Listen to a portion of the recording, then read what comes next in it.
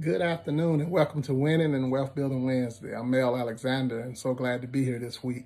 We've been doing Winning and Wealth Building Wednesdays now for a couple of months, and this has been great. I'm following up April Cobb from last week. She had a fantastic session, and it's really good to be able to hear from different people and be able to get the different views on winning and wealth building and how they're doing things in their lives or just some of their own experiences. This week I have 3 points I wanted to cover. The first point would be defining and redefining winning. Second point would be distractions. And the third point would be visualization. So talking about defining and redefining winning, the question I have up front is, how do you define winning? What does winning mean to you? And I think it's very important that we measure that off for ourselves and be able to know, how we see winning. What does it mean? Have you set a bar? Have you written down some goals? Or what are you using as a tool to measure when you cross that finish line? And so if we look at people in life and in business too, you'll sometimes see people who look very successful, and if you were to actually dig down into the nuts and bolts to see what's making everything, move, you'll find that a lot of times people are just robbing Peter to pay Paul, and they just have a good balance game. What you want to be able to do is be able to have a system in place to be able to propel you to that finish line that you set for yourself. The never quit mentality, that's the way to win. Take on a never quit mentality. One thing about never quitting, as you continue to march on, as you continue to run on to that finish line, then you'll eventually get there. The only way that you want is to quit. Set those goals, measure yourself off, and then hit that finish line.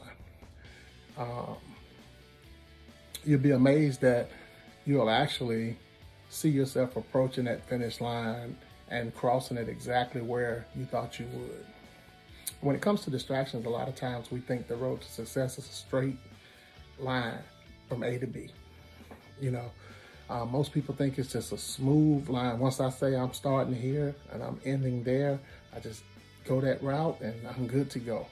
But the truth of the matter is that when it comes to you taking that road to success, there's going to be a lot of things that's going to get in the way. You're going to have some distractions. You're going to have some bumps in the road. You're going to have some potholes. You're going to have some speed bumps, some hills, there's hills and valleys, there's curves. There's a lot of things that are going to affect you going from point A to point B. And I know I can speak from experience. A lot of times you're sitting on that hilltop and everything seems to be fine and things are going great and everything's moving like a well-lubed machine. And then all of a sudden, within hours, maybe a day, maybe just hours, you see that you fell down into the valley, fell right off of that hilltop down into a valley. Here's the point. A lot of people, when they fall down into that valley, that's it, they quit. They say, that's it, I had enough. And it may be more than one time that they're falling into a valley.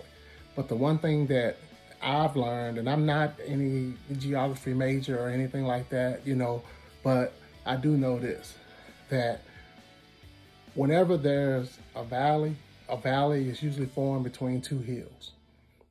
So if you fell off of one hill going toward your goal or toward that finish line we talked about, then guess what? If you keep going, on the other side, there's another hill to climb. You climb that hill and get back on top of the hilltop again. And that's what we have to see ourselves. You have to be adamant about it. You have to be persistent. You have to be committed. You have to be dedicated to what you're doing. But you're going to have those falls and those stumbles. That's going to happen. But the beauty in it all is when you climb that next hill and get to that hilltop again, and you're able to see that view that you saw. Sometimes it's the view you saw when you envisioned it, especially that first time you climb up on the hill. It's that view that you saw when you first envisioned this. But once you've been on that hilltop and see the view and know what it looks like, felt it for yourself, then it's so much better as you see yourself back on that hilltop again. So keep going. It's a never quit mentality. The key is to never lose focus. You got to know where you're going. You got to always have your goal out there of where you're headed to.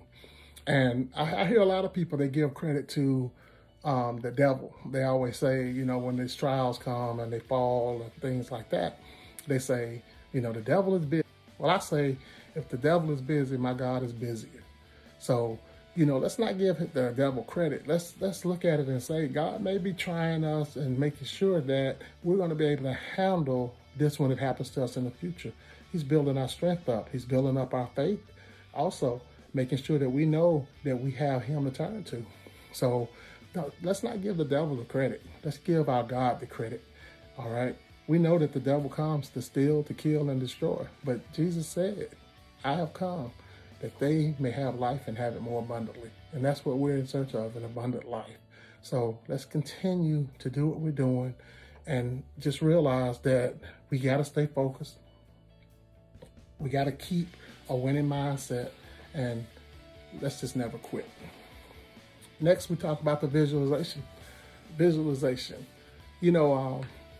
And you may have heard visualization a lot of different ways. Some people have the vision board. Some people talk about the law of attraction. Some people talk about speaking a thing and the power of the tongue, But visualization is you seeing your dream, you seeing the vision, and you reminding yourself with things or with words or with whatever the case may be, whatever it is, pictures that of what it is that you're after.